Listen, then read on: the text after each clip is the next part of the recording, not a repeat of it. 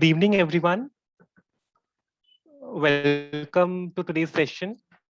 So today, as you all know, we are going to have the post-contest analysis based on the beginner round 5 that we had yesterday.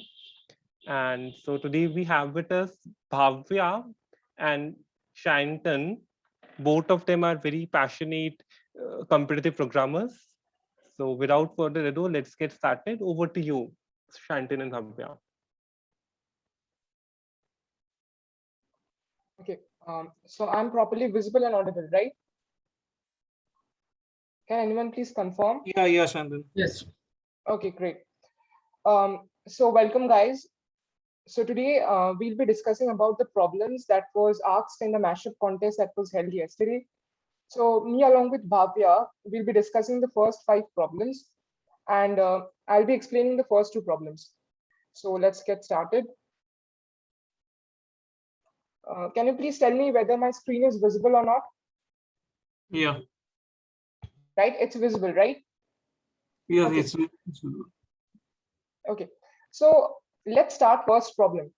Okay, so in the first problem, the name of the problem that was asked in the mashup contest, it is mathematician Shubho. So just read the problem statement carefully first, right? So half of the job is done when you read the problem statement. So it that Shubho is a young boy from high school, and he has learned so much interesting knowledge from his teachers, especially his maths teacher. And recently, Shubho is learning about binary system, and he is very interested in binary bitwise operation, right? So this is very clear. And after that, it has been said that Shubho got a sequence A of length n, and each operation. So what do we have? We have a sequence or an array. The length of that array is of A. Okay, we have a sequence A of length n, and what are we supposed to do? We need to select an interval from that particular array.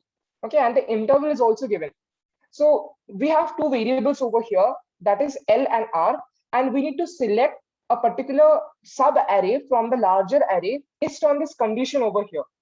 Okay, so what are we supposed to do? I'll just show you. Can you all see my pane screen? yeah, Right, it's visible. right. So consider I have an array. The length of that particular array is n. Okay, we have an array. The length of that particular array is n. Now, what are the elements we have?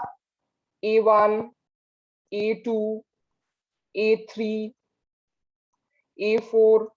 Okay, like this, we have some elements in the array. Okay, now there is a particular condition that is applied in the array. Okay, so consider for this situation the value of n is 5. So basically that means that we have 5 elements, right? So what is the condition given over here? So the condition that it is asking that we have an interval. Okay, so look at this example case over here. For example, it's given that n equals to 5 and the interval is 2 comma 5, right? So we have an interval from 2 comma 5 and the interval is L comma R. So the value of L is 2 and the value of R is 5, right? And what are we supposed to do? We need to replace the AL plus I element with AL plus I and AR minus I. So what is AL plus I? Okay, before that, let us just calculate the range of I, from which range I will vary. So I is varying from 0 to R minus L, right? So this is the range of R. So the value of L is 2 and the value of R is 5, right? So I will be varying from 5 minus 2, that is 3. Okay, so I will be varying from 0 to 3. Now, what are we supposed to do? We need to replace the elements. So how can we do that? So just look at this thing. We need to replace the AL plus I, right? So consider the first situation when the row of I will be 0, right? So we need to replace AL plus I with AL plus I and AR minus I, right? So AL plus I with AR minus I, and also R minus I, R minus 0 basically.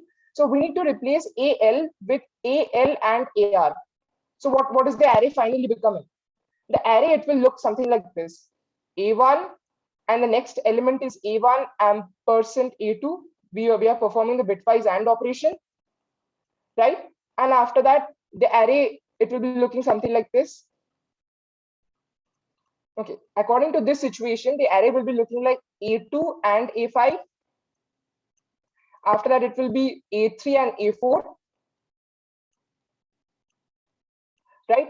And after that, it will be looking like A4 and A3. And final element that we have here is A5 and A2. Okay, so this is the array that we can form. This is the sub array that we can form if we follow this particular condition over here, right? So this is the sub array that we are forming here.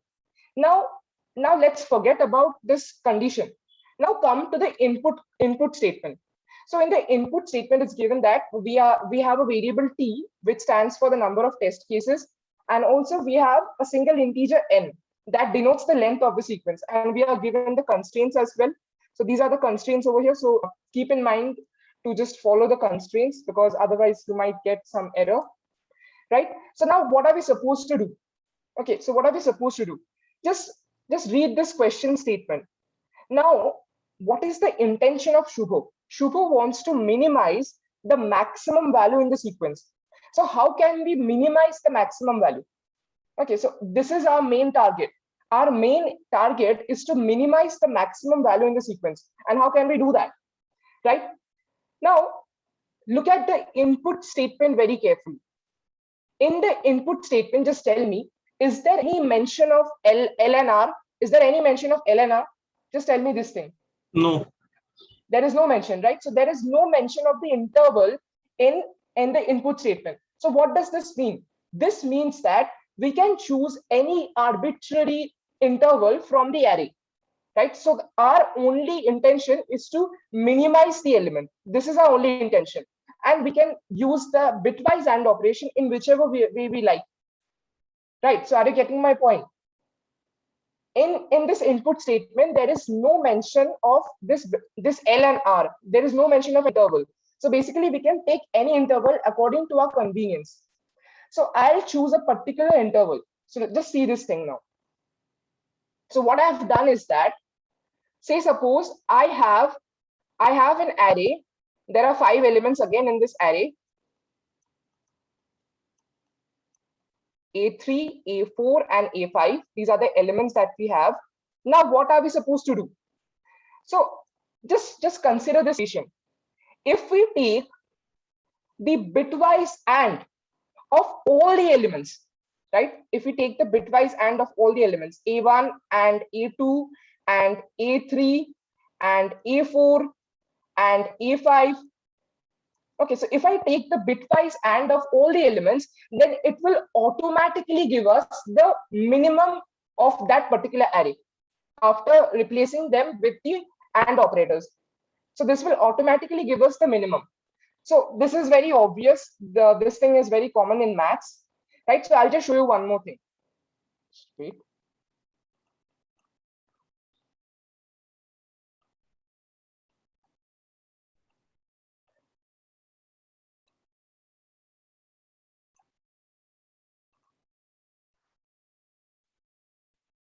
Okay, so just wait. So now I'll just show you one thing. So this A1 and A2 and A3 and A4 and A5, this is the minimum. Okay, this thing is the minimum that we have. So this A1 and A2 and A3 and A4, whatever we have over here, after taking the AND of all the elements, it is the minimum. It is less than all the other elements. Say suppose if we take the ampersand of the first 2 elements, like A1 and A2. Okay, so it is minimum, that it is less than that. Also, it is less than A3 and A4. Okay, so it is the smallest element. So if we find the ampersand of the whole array, if we do the bitwise AND of all the elements, then automatically we'll be calculating the minimum of that element. So automatically we'll be minimizing that array, right? So I have applied this thing only. So in order to make this thing more clear, I'll just take an example. Say suppose I have something like this. These are my array elements, 4, 1, 3, and 7, right? So what I am doing, just see this thing. So first of all, I'll be doing one thing. So 4, and I'll be replacing the second element with 4 bitwise and 1. And I'll be replacing the third element with 4 bitwise and bitwise 3.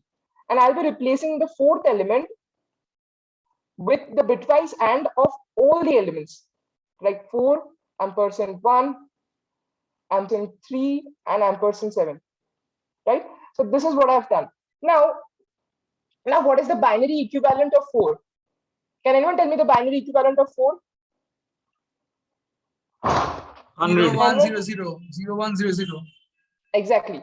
So the binary equivalent of 4 is 0, 1, 0, 0. If you take 4 bits, so it is 0, 1, 0, 0.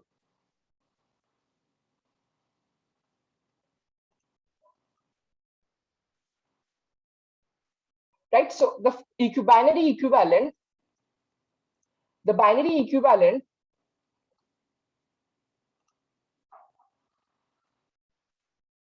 I'm just sorry for the inconvenience. The binary equivalent of 4, it is 0, 1, 0, 0. Right? And what is the binary equivalent of 1 in 4 bits? So it's 0, 0001. 0, 0001. Yes, obviously. Now, if you take the ampersand, if you take the AND operation, bitwise AND, so what we'll be getting? 0, 1 is 0, 0, 0 All is 0, all 0, exactly. Right? So ultimately, we'll be getting the number 0 in decimal, right? So this is the 0 in decimal means 4 zeros in binary. Everyone knows that.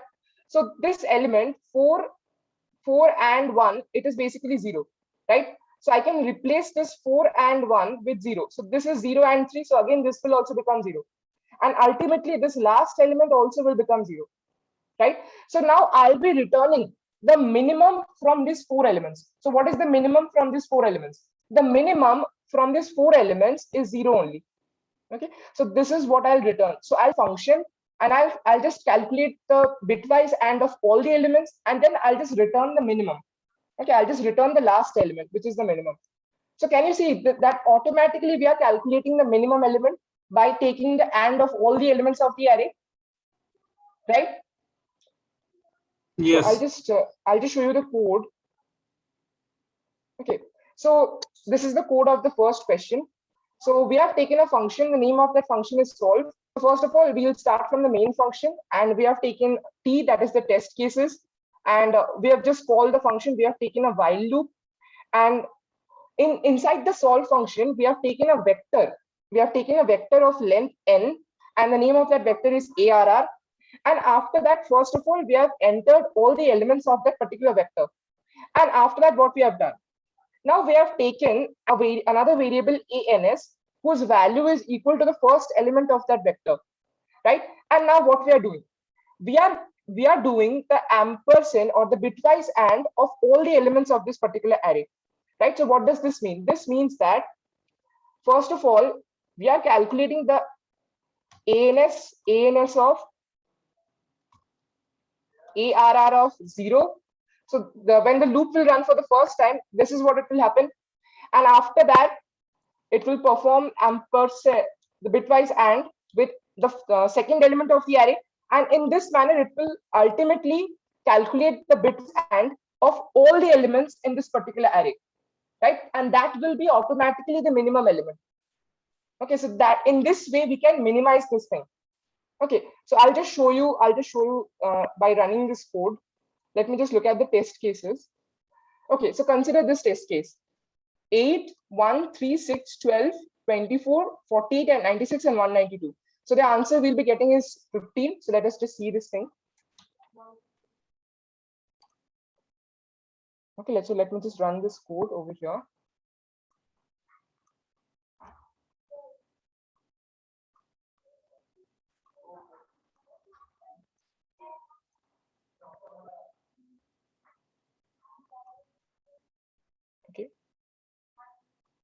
Okay, so we have only a single test case. So I'll just enter 1 over here.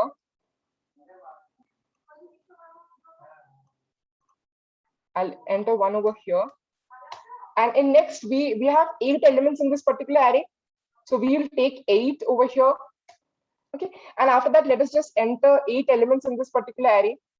So 1, 3, 6, 12, 24, 48, 96, and 192. So the first element is 1. The second element is 3. The next element is 6. The next element is 12. 12. The next element is 24. The next element is 48. The next element is 96. And ultimately we have 192. Okay, so these are the input. Now can you see this ultimate result of this particular? Yeah, it's visible. Okay, actually it should come 15, but it's showing 0. Actually the answer shouldn't be 0. Let me just see what mistake we have done. The So- answer is 0 only. Answer is 0. No, answer is 15. Yes, actually the answer is 0. Sorry, I was looking at this next test case. Right. So we are getting the correct answer, right? So basically what we are doing, we are taking the bitwise AND of all the elements of that array. So automatically it will just minimize it, right? So the final answer that we are getting is 0, right? So it is the correct answer. So now tell me, is there any? Yeah, it's clear, but do you have the second test case? The sample input and the output? Because Okay. I have applied the same logic in Python. It worked successfully for the test case 1, but it failed for the second test case. Okay, I'll just try with the second test case then. Let me just run this code again. Okay, just wait for a while. Okay, so what is the second test case? So in the second test case, you're talking about this, right? No, Shine. no. What happened is that when I've submitted, I can show you my code at the end also. So I got the same answer. It showed the test case 1 passed, test case 2 wrong answer. Okay. So the This test was, case 2, it was not satisfied, right? This is your Yeah, this was your this, mistake. Stanton, it will be better if you submit this problem and show them that is it getting accepted or not. Okay. I'll just submit this problem and I'll show you what is the second test case then. Okay, so let me just copy this code and let me just submit it again. So submit code. I'll just paste it here and I'll just then submit this code and let us see the output, right? So it's in queue. Let me just check it. Okay, so this is accepted and let me just see what are the test cases. So you must be talking about this test case, right? yeah, This test case one, too? this- Okay, so now this is getting satisfied. So it's giving us the verdict of okay. Right. So I'll have to see your code. There must have been some error, and because of that error, this test case too, it was not satisfied. Okay, so that is why you were getting an error in this program. Okay. Okay. So is there any other doubts from this first problem, or is the first problem clear with everyone? Is there anyone else who wants to ask anything? Okay, great. So now let's move on to the next problem. Okay, now let's move on to the next problem. So in the next problem, let me just let the problem just load. So in the next problem, we have the problem of lucky numbers. So now tell me, does anyone know what is a lucky number? Does anyone have any idea of what is a lucky number? Anyone? No one has, right? So no issues. So basically, a lucky number is a number that comprises of only 2 digits. We have only 4 and 7 in lucky number, right? So whatever numbers that we can form out of 4 and 7, that is called as a lucky number, right? So what is the question asking for? So this question, very simple question. So it is asking us to calculate the index of a particular lucky number. So what we'll be doing, we'll be entering a particular lucky number, and this program, it will be returning us the index of the particular lucky number. So what are lucky numbers we have? I'll just show you.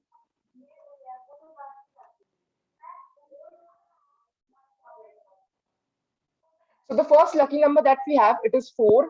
The next lucky number that we have, it is 7. The next lucky number that we have, can anyone tell me what is the next lucky number? Anyone? It should be interactive. It's actually not a class, it's a discussion, right? So everyone should participate in this. Can you tell the definition of lucky number again? Yes, I'll just tell you the definition of lucky number. So lucky number is a number that comprises of only 2 digits. Okay, that comprises of only 2 digits. So we can make a lucky number by only 2 digits, that is 4 and 7. There cannot be any other digit. Okay, so the next number will be 14. No, in 14 we have 1, right? So how can that be a lucky 44, number? 44, 44, exactly. And the next lucky Okay, number? so the both the digits have to 77. be either 7 or 47. 47, 77, No, 20 cannot be, right? 77. 77, exactly. Yes, Shantan, you wanted to ask something? Okay, I got it. Okay, so these are lucky numbers we have, and this thing will continue towards infinity, right? So, and in the question it is mentioned that we'll be taking one base index. So one base index means the first element will be having the index of 1.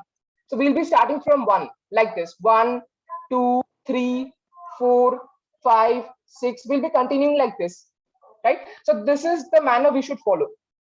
So what is the question basically? So say suppose we'll enter any number like 47, and it will be returning us the lucky number.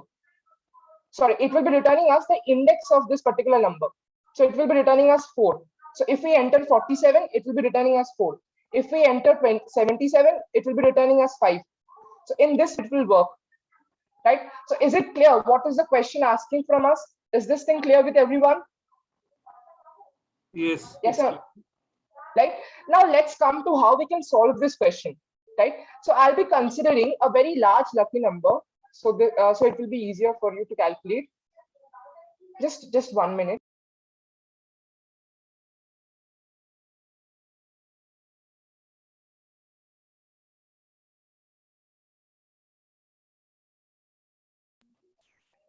So I was saying that, say suppose we have a number 4777. We have this number over here, right? So this is a lucky number because it comprises of only 4 and 7. Now we want to calculate the index of this particular lucky number. So how can we do that? So now for calculating the index, basically to consider 2 things. So what is the first thing that we need to consider? First of all, we need to consider all the single digit lucky numbers, all the 2-digit lucky numbers, and all the 3-digit lucky numbers. So can anyone tell me what are the 2-digit lucky numbers? 4 and 7. What are the 2-digit lucky numbers we have? 44, 77, 47, 47, 74. 74, and 77. These are Yes. lucky numbers we have. So now just see this thing.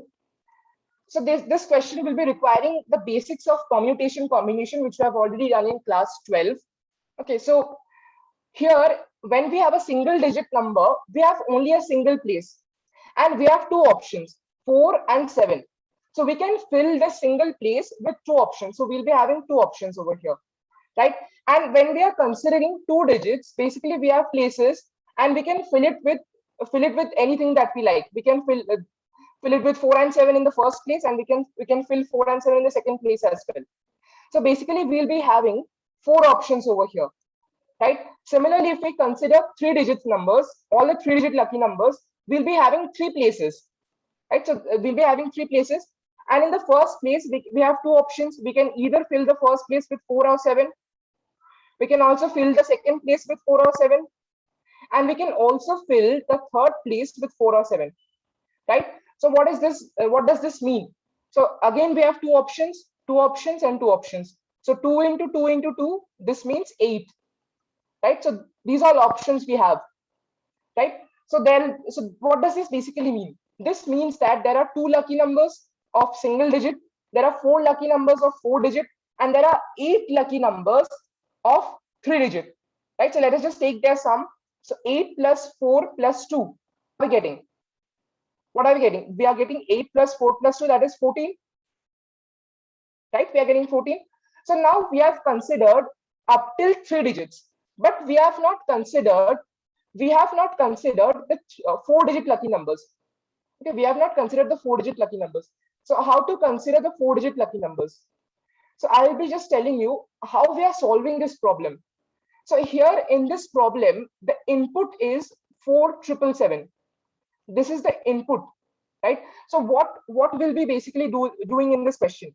We'll be trying to calculate all the lucky numbers, right? So starting with 4, 7, then comes 44, 47.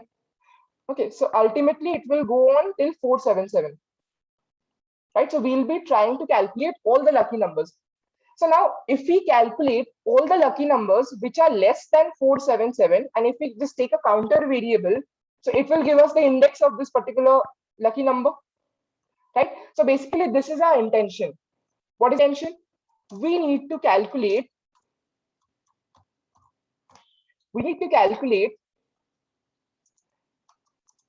the number of lucky numbers less than 4777, right? So if we calculate that, so then only we'll be getting the index of this particular thing, right? So we have calculated number of 3-digit lucky numbers, 2-digit lucky numbers, and single-digit lucky numbers. Now only the 4-digit lucky numbers are left, right? So how can we do that? So I'll just show you. So consider this number 4777. So what I've done over here is that I have given an index to each of the digits of this particular number, starting with 0.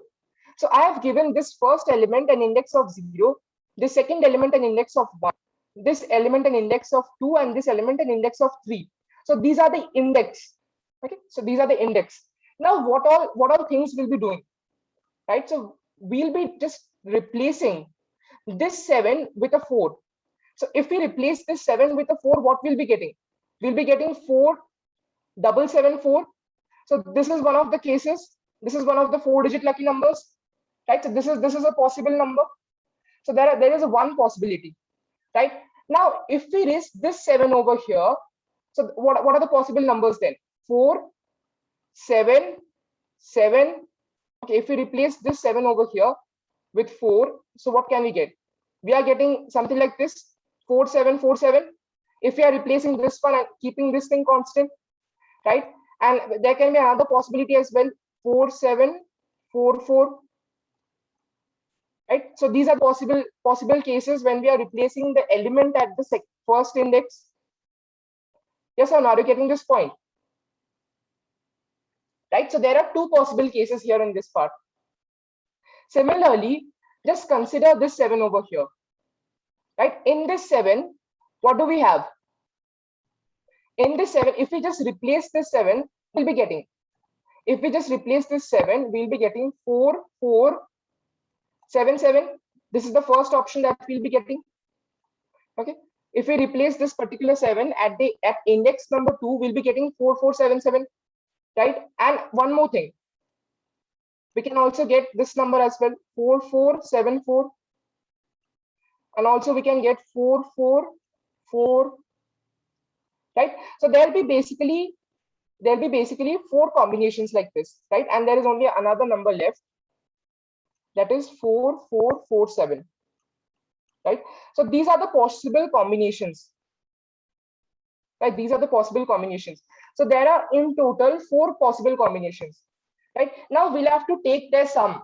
So 4 plus 2 plus 1, how much it is? 7? Yes or no? We are getting 7, right? Yes or no? We are getting 7 here. Yeah. So that means that there are total 7 4 lucky numbers which are less than 4777. And already we have calculated the number of single digit, double digit, and 3-digit lucky numbers, and that is 14. So ultimately we'll take these two sum. We'll take these two sum and we'll be getting 14 plus 7, that is 21. Okay, so this is our final answer. So that means that the index of this particular lucky number 4777 is 21.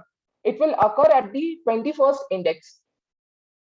So are you getting this point? How to calculate this thing? Right. So now I'll be just implementing the same thing in my code. So I'll just show you the problem. So basically what I've done, so I've taken a main function over here, and inside the main function, first of all, what I've done is that I've taken a character array, and in that array, I've taken a lucky number in the form of a string. Okay, an array of characters. So now, first of all, I'm using the function strlen to calculate the number of digits of that particular array. And also I'm taking a counter variable CTR whose initial value is 0. Now, what is the first task? Our first task is to calculate the number of single digit, double digit, 3-digit lucky numbers.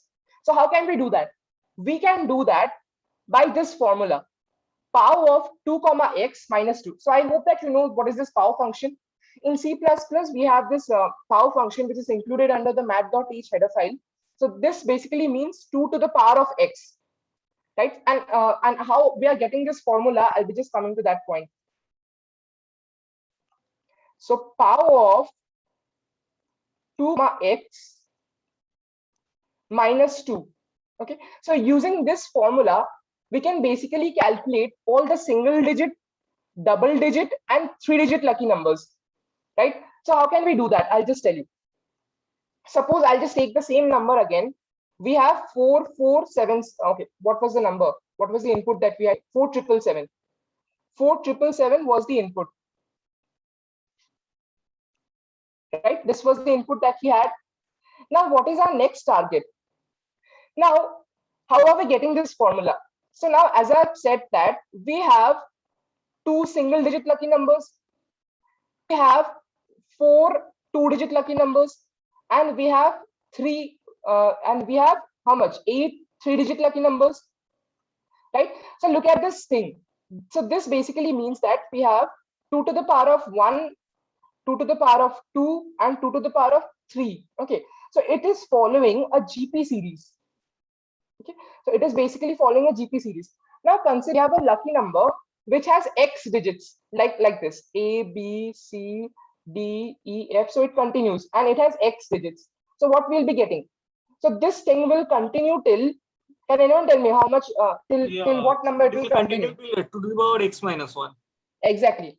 It will be continuing till 2 to the power of x minus 1. Right? So basically we are forming a GP series. Now everyone knows the summation of GP series. So the summation of GP series, we have A into R n minus 1 divided by R minus 1. So if we just apply this formula, so this is the first term of the GP series. So if we just apply the formula, so what we'll be getting? 2 to the power of x minus 1 and divided by R minus 1. So R minus 1, that is R is 2. So 1. So ultimately we'll be getting this formula 2 to the power of x minus 2. Right, that only I've written over here. Right? This thing, we have implemented the same thing using the pow function. Right, so pow function is basically means 2 to the power of x only. Right. Also, we can do one more thing. We can implement this 2 to the power of x by using 1 right shift x. Okay, so this also means 2 to the power of x. This is the same as 2 to the power of x. So we can write this thing as well. Right, so using this formula, we have calculated the single digit, double digit, and 3-digit lucky numbers. Now, what we have done next? So this is now in the next part, we have taken one more loop, and that loop is running from x minus 1 to 0. Right, and what we have done? So that means that this loop is running from the last digit till the first digit. So what we have done? So basically, whenever we have the digit 7, we are taking pow of 2 comma CTR. So CTR is a counter variable over here, right? So we are taking the pow and we are taking the summation over here, as I had discussed earlier. Okay, so I'll be just again explaining this thing so that this thing gets clear.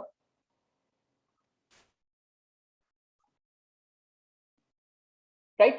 So now we have calculated all the single digit, double digit, and 3-digit lucky numbers. Only the 4-digit lucky numbers are left to be calculated. So the input is 4777. This is the input that we have. Okay, this is the input. Now what we need to do? We need to calculate the 4 numbers. We can do that. So we can replace this 7 with 4. So we'll be getting 1 combination. If we replace this 7, we'll be getting 2 combination. If we replace this thing, we'll be getting 4. Like this, it will continue. Okay, so we take the summation and ultimately we'll be getting 4 plus 2 plus 1, that is 7. Okay, so basically that thing only I've calculated using this formula, right? And I've taken the same variable an. Now ultimately I've printed the value of an plus 1, and that will only give us the index. I have taken an plus 1 because the value of an, it starts from 0. So actually I have to, it is one based index and it doesn't start from 0. So I have added 1 in the final answer. So in order to get the final answer. So let me just run this program to show you.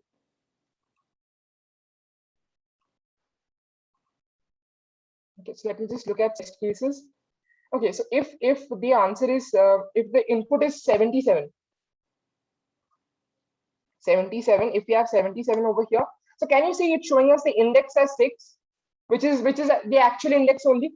77, this lucky number, it occurs at 6th index if we start from 1, right? So it is showing us the correct output only. Is this thing clear? Yeah. Okay, so are there any questions from this question? Any questions, anything that you want to ask? Right, so basically we are in this methodology. First of all, we need to calculate the single digit, double digit and 3-digit lucky numbers.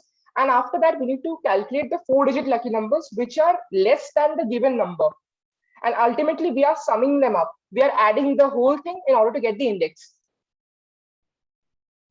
Okay, is this thing clear? Right? So I'll be stopping over here. These are the first 2 questions. And from question number C onwards, Bhavya will be taking over and he'll be explaining the rest of the questions. So thank you, everyone. Let me just stop sharing. Thank you, Shantan. Okay. Yes, Bhavya, you can Is continue. my Over to screen you. visible No, not yet. now? Yes, it's visible now. It's absolutely visible. Okay, great. So the third question, if you have read the statement, so I will just brief the statement once. It says that small Alice's first words are and 0 sum large. So he decided to solve the following problem, and we basically we are given 2 integers n and k, where n is the size of an array. I will say that what we have to do with this array, and we have k. So basically, what k is? What is k? K is the elements of the array are ranging from 0 to 2k minus 1, 2 to the power of k minus 1. And basically we need to we need to satisfy one condition, that the bitwise AND of all the elements should be 0, and the sum should also be the largest as large as possible.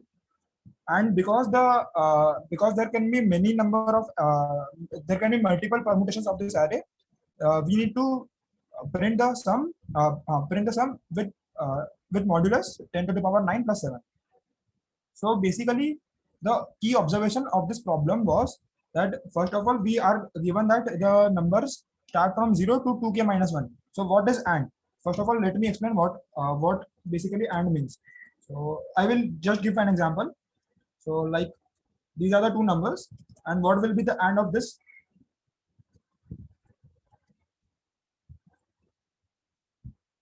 Can anyone say what will be the AND of these 2 numbers?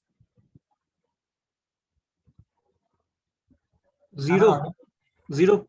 Right. So what AND does is, if all the one if in a digit, if in a position all the digits are 1, then it will give 1, or else it will give 0. So we need to do this, and we need to also maximize the sum as much as possible. So basically, what was the key observation over here? That we are given n elements, and we need to find the maximum sum. So for that maximum sum, what will I do? First of all, I will consider I need zeros in one position. I need 0 in every digit, right? Like, if n was if n was 4 and k was 5, then this was a possible test case. These are the binary representation of the elements, and then the AND would be 0, and the sum would also be maximum, because we cannot have any greater element than this, right? So then what I did is that I tried to keep the zeros as minimum as possible, and then I calculated the permutation of the of all the digits basically. So permutation of this digit, that is 0th digit, will be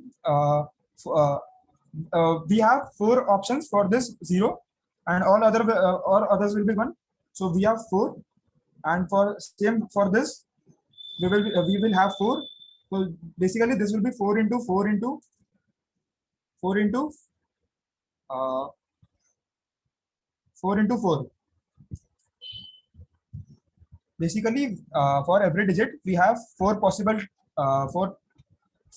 outcomes. So that's why we have done this. And then basically, that was pretty much it. And then we had to just print the power. And there was one more catch, that we need to that this number can be very big. So we need to print the modulus of that. So this is my code. And what I did is I calculated the power with binary exponentiation, and then I used the mod, and then I have printed the answer. And if I run this,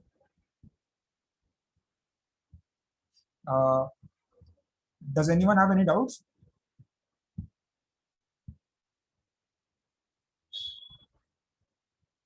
Guys, are you there? No, it's okay. Okay, great. So this was an easy problem. Just we need to figure out that what elements we had to put in the array. Then let's come to D. And let's read the problem. If you want to see the summation of this, I had submitted this problem.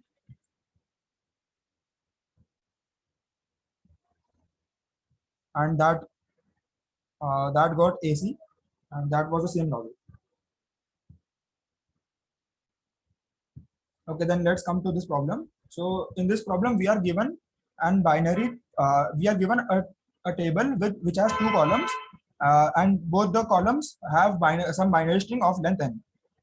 We are given that, and basically we need to we can cut this table in n plus we can cut this table in any one second. It was written somewhere over here that we can cut the table in you should cut it into any number of two tables, so that each column is exactly 1 2 table. It is possible to cut 2 table into single 2 table and the whole 2 table. So we can consider that we are cutting it such that we have the minimum max as possible. Okay, so we are given with some 2 table, and we need to maximize the max of this. So what we can do is we can cut this table over here like this. So what is max? First of all, what is max? Max means the it is given over here that what does max mean? Max is the lowest number from if we start from 0, the lowest number in the in that particular array which is not present. So like if we have this array 0 and 1, then the max is 2, and if we have 0 and 0, then the max is 1. Max is 1, and if we have 1 and 1, then the max is 0.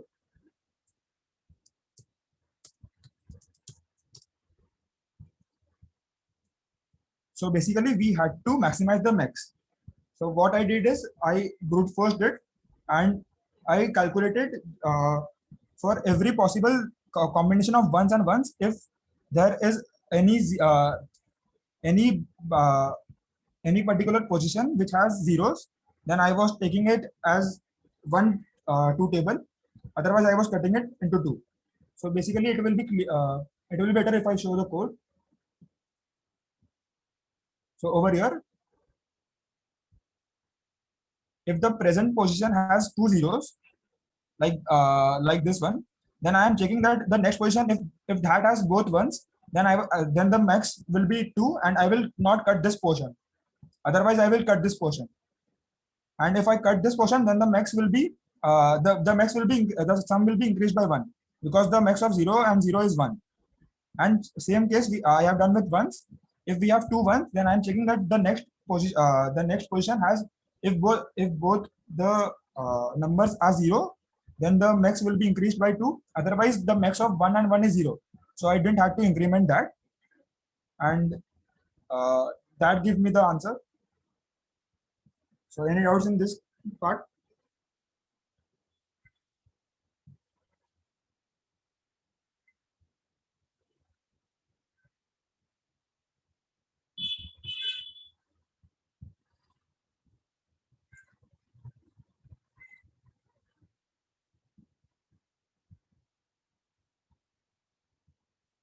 Guys,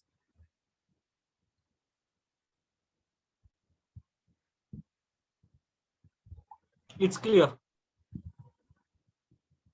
okay, great. So if you want to see a summation for this,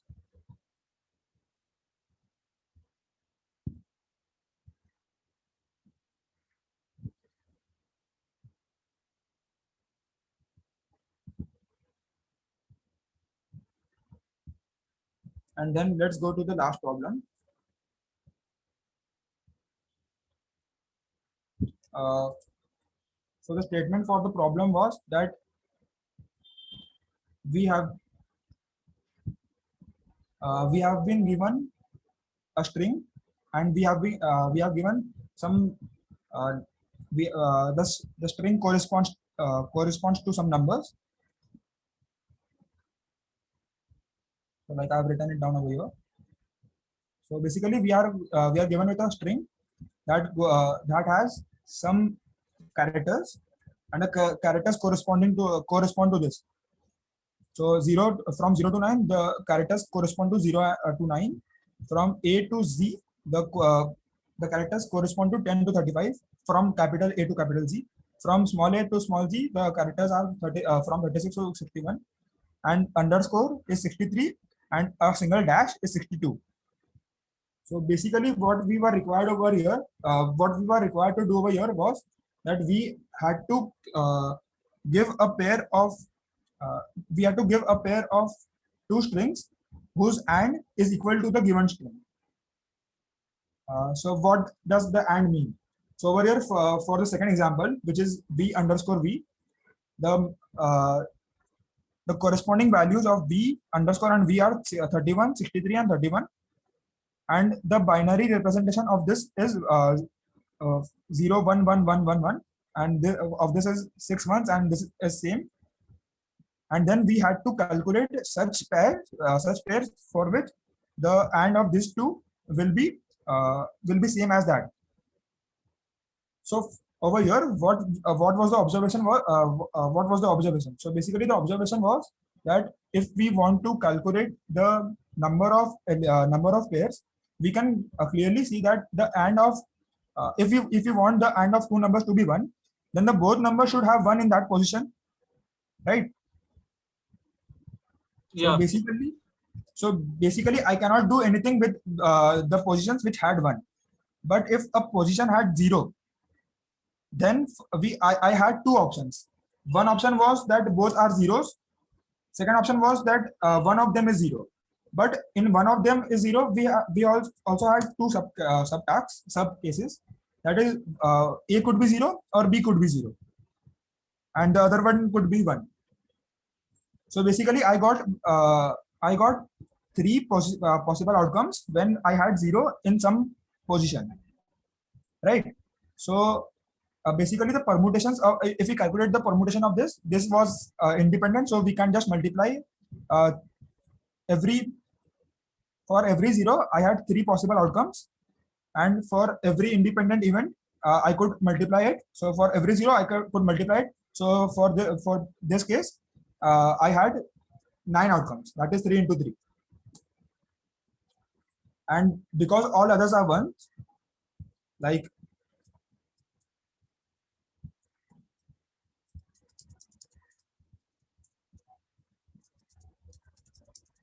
we could not touch this. But over here, we had option for this. this could either be 0 or 1. Let me copy this.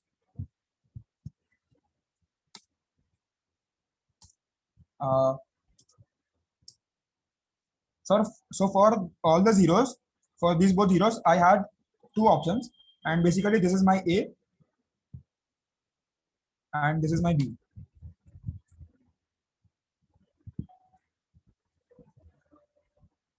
So for A, I had two options. Either I could take it to be 1, and if I took it as 1, then I had to take this as 0. And if I took this as 0, then I had to take this as 1. Or what I could do is I could take both zeros. And so basically the outcome was the number of zeros in the whole string, the binary representation of whole string to the power of 1 second. The number of zeros in the whole string, 3 to the power of that. So 3 to the power of number of strings. So 3 into 3. So basically let the number of zeros be z. So the answer boils down to 3 to the power of z. So basically I did that only. And here also I used the binary exponentiation. And for calculating the number of zeros, I have this built-in function, that is built-in pop count. This returns the number of ones present in a binary string, in a binary number. And then I had subtracted it from 6. And this 6 comes from the base, which was written as 64. So the base of this base of any given character was 64. So log 2 of 64 is 6, and basically we have at max 6 bits. So that's why I have to subtract it with 6, and then I have calculated for each character. I was calculating the number of zeros, and then I have added that, and at last I have printed the power to the power of 3 to the power of the answer. And the answer basically over here, answer is the number of zeros in the whole string. Guys, have you understood it? Do you have any doubts?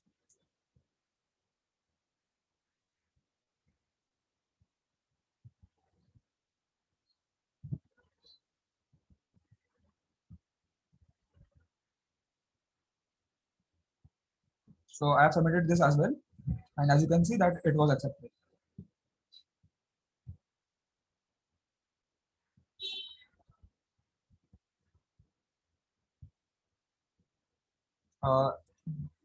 Have you understood, guys? Yes, it's clear. So great. If anyone has any doubts regarding any of these 5 problems, you can ask it now.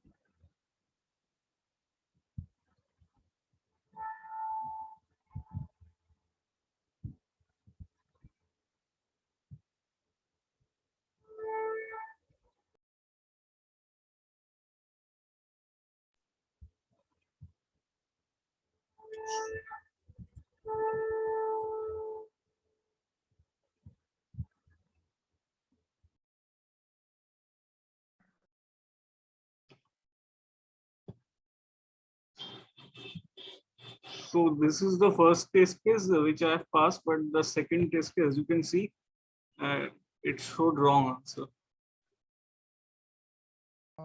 Can you please show me the second test case? Even I don't have it. That's why.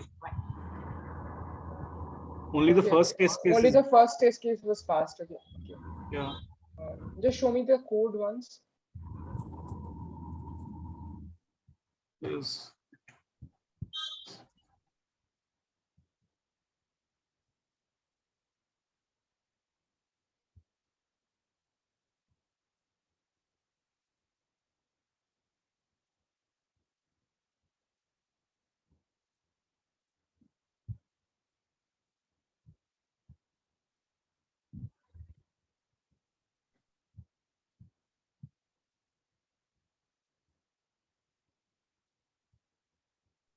I think you have taken for I in range 3, and that is because in the first test case, there are 3 test cases.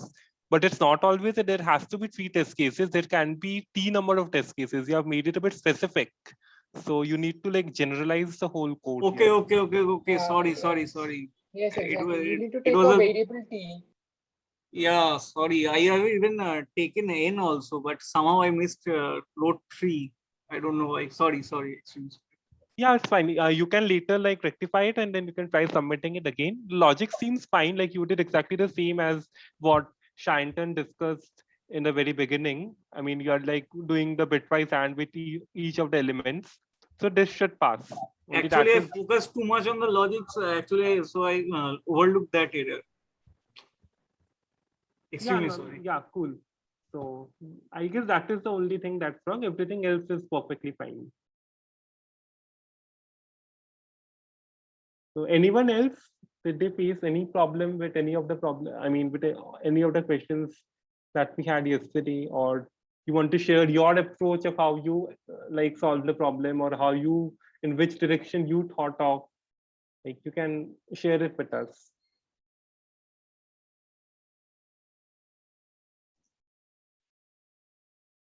Like Shubha, we can do this if anyone has, as he just now shown that if there is a problem in his code that was not running, so they can share it and we can run it and see that where is the problem.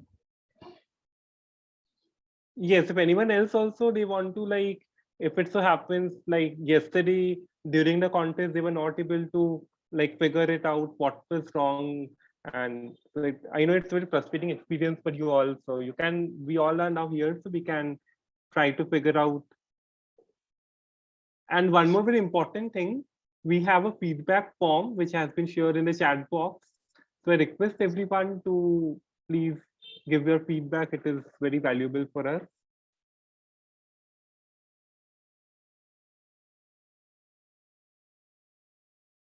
Right. And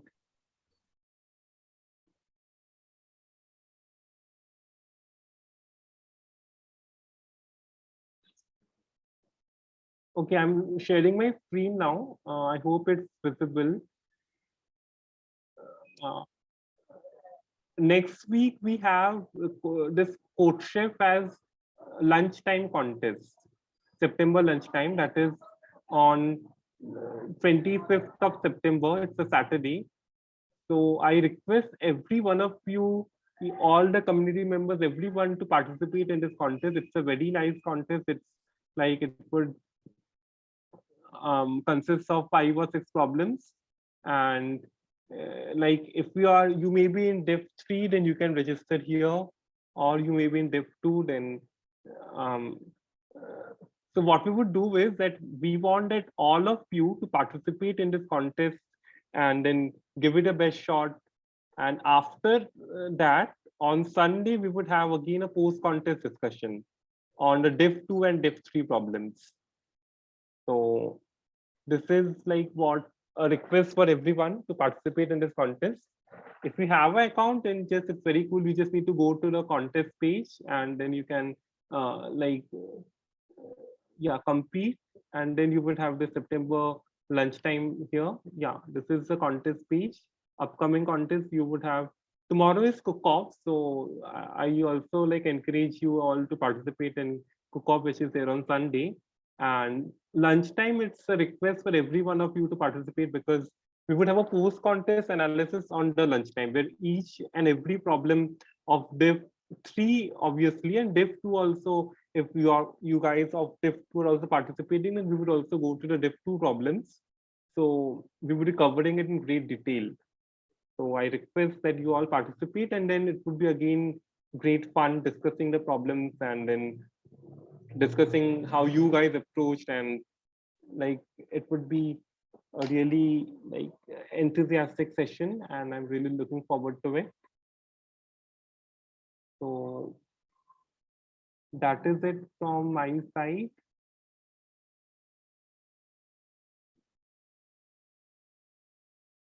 If anyone has any query, any doubt, then please let us